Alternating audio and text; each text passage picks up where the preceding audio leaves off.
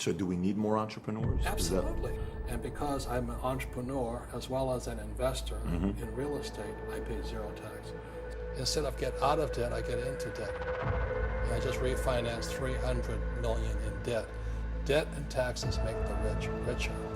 Debt and taxes make the poor middle class poor.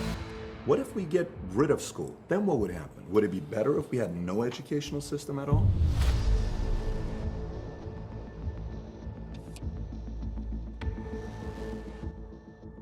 We're at the end of the industrial age.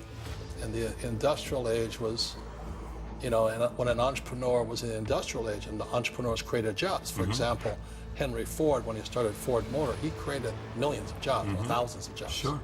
This was the information age. So the power has shifted. Mark Zuckerberg of Facebook, he said we should all read this book called The End of Power. He says you always have to look at the big picture. Too many people look at, well, what's going to happen to me? When you look at the big picture, you're also going to know that when something bad happens, something good's going to happen. But you got to prepare for whatever is coming. If you think the next 20 years will be like the last 20 years, you're going to be creamed. When you and I go to the supermarket and we buy a carton of milk, we always check for the expiration date. But most people do not check for the expiration date on their brains. So what this book says here, the most obsolete idea, is go to school, get a job, work hard, save money, get out of debt, and invest for the long term in the stock market. See, why would you save money when they're printing trillions of dollars? Instead of get out of debt, I get into debt. I just refinanced $300 million in debt. I went from 5% to 2.5% interest. I made a fortune. Every month, more money comes in because my cost of money has gone down.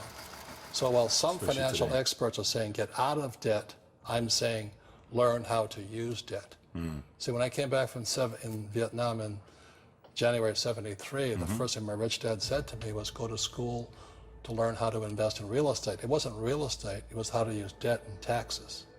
Debt and taxes make the rich richer. Debt and taxes make the poor middle class poor. So all the rich guys who are doctors and lawyers or, those guys, they're getting creamed. And they don't know why. Doctors are getting creamed. Oh yeah, they're making more money, but the take home is less. Sure. My doctor just yelled at me, he's happy, he says, oh, guess what, I finally made $1 million. And I said, yeah, this is just 3 weeks ago. And so I said, yeah, well, how much you pay in tax? This is 2014. He says, $750,000 in taxes. So his net was about $400,000. That's not bad. But when I make $1 million, I keep $1 million. And the reason is because I don't make it by working for money. See, if you work for money, you're taxed. So that's why lesson number 1 in Rich Dad, Poor Dad is the rich don't work for money. What we do instead is we create businesses as entrepreneurs. We acquire real estate. And because I'm an entrepreneur as well as an investor in real estate, I pay zero tax. So every time I make, let's say, $1 million as an entrepreneur, I immediately invested in real estate and have a 4-to-1 step up. So I put $1 million in real estate, I get $4 million from the bank. That's why I love banks. But the banks are screwing everybody else, terrible. But it's good for me. I was going for my MBA, and I had to drop out because it was getting pretty ridiculous. Because I kept telling the professor of economics, I said, "You don't know what you're talking about." And you don't get good grades. You don't get good grades, you're out, right? So I decided, well, I'll avoid the rush and resign now. But what they teach you in school is BS. It's watered down. It's not appropriate for the real world. It's good if you're going to be an academic like my poor dad, and you have all the facts and figures, but they can't do anything. What if we get rid of school? Then what would happen? Would it be better if we had no educational system at all? No, I'm saying education is more important before. It's just obsolete. There's Moore's Law, which states information doubles every 18 months. In other words, everything's obsolete 18 months. So, and this is just a recent phenomenon. So when you come out of school, you're already obsolete. And that's why I'm the old guy, I meet my friends who went to Harvard. I went to Harvard. I said, yeah, that was how long, 50 years ago? We talked about earlier, when you go to the supermarket, you buy a carton of milk, the first thing you check for is the expiration date. If the expiration date, let's say it's March 1st and it's already July, you better not drink that milk. Sure. the same thing happens inside our brains. Is when we have obsolete ideas, we get obsolete results. So what's happening for most people, the idea of going to school, getting a job, working hard, saving money, getting out of debt, buying your house because it's an asset, investing for the long term, is obsolete. The world has changed. The world changed in 1971 when President Nixon took us off the gold standard and money became debt. People are dumping the cash because, as I said in here, savers are losers and cash is trash. And yet people, well, I want a high-paying job. Well, that's an obsolete idea. Get out of debt is an obsolete idea. You should learn how to get into debt, how to use debt to get rich, and they'll never teach you about taxes. The reason the 1% is way up here and the 99% are going this way is because when you print money, two things happen: inflation and taxes. They crush you. The people controlling the economy today, I'm not saying it's wrong, are the major corporations and the unions. So the unions, they want to get their people elected, and the unions control the school system. And the big corporations are kind of more on the capitalist side, and all they care about is their corporations.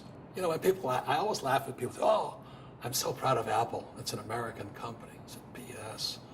Apple's not an American company. Apple's an international company.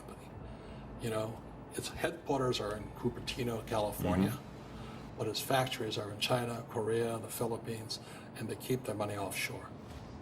That's really the real world of entrepreneurship today. And any entrepreneur thinks, I'm just going to make money, I'm going to start a business and make a lot of money because of what we talk about. They really have got to smell the roses, man. That's not what the real entrepreneurs are doing. Okay, so that's why I wrote Rich Dad, Poor Dad. I'm glad people are becoming entrepreneurs, but most of them are still trying to make money. Why would you just make money when you're being ripped off via the money system? I'm not saying it's good or bad. I like it. I love the big banks. You know why? Because they give me, the people who save money. So when you save money, the banks give it to me, thank God. When you buy insurance, they get it, they give it to me. And that's the game. And who gets the tax breaks? Me. You look at my buddy, not my buddy, I'd like to be his buddy, is Elon Musk. He doesn't pay tax. Guess what, $50 billion? Elon Musk doesn't pay taxes. No, but he gets tax breaks. Sure. See, I get tax breaks. The incentives. Yeah, Right. and subsidies. So then the LA Times just went, oh, Elon Musk is ripping us off and all that. Well, Elon Musk is doing what all entrepreneurs should be doing, which is providing jobs and bringing in investment. That's what they do. So when Elon, state of New York, I don't know how many millions they put into a factory to build his batteries. Well, they gave it to him for $1 a year. Why? Because when Elon moves his business into this factory, and I think is where Kodak is, anywhere that Rochester, I think that's where it is. He'll move jobs in there. Nevada just gave him $1.3 billion in tax subsidies and supplements because he's going to move jobs in there. And that's what real entrepreneurs do. So do we need more entrepreneurs? Absolutely. Okay. But the trouble is, most entrepreneurs, there's 28 million small business owners in America. 24 million are what are one-person entrepreneurs. They're called non-employee entrepreneurs. So and that's what happens is when people don't really understand what an entrepreneur does. So most people are self-employed, but they're not really entrepreneurs. The self-employed pay the highest taxes of all, and nobody tells them that. So that's why I was laughing about my doctor. I made $1 million something. So yeah, how much you pay in tax? $750. Is that smart? And so when I talk to him, he gets all confused because he did the right things. He went to school, he works hard. It's he and his wife in the business, and they're really good people, but they're not financially educated. So when I talk to him about how I can make $6 or $7 million a year and not pay taxes, his head hurts. Debt and taxes make the rich richer. Debt and taxes make the poor and middle class poor.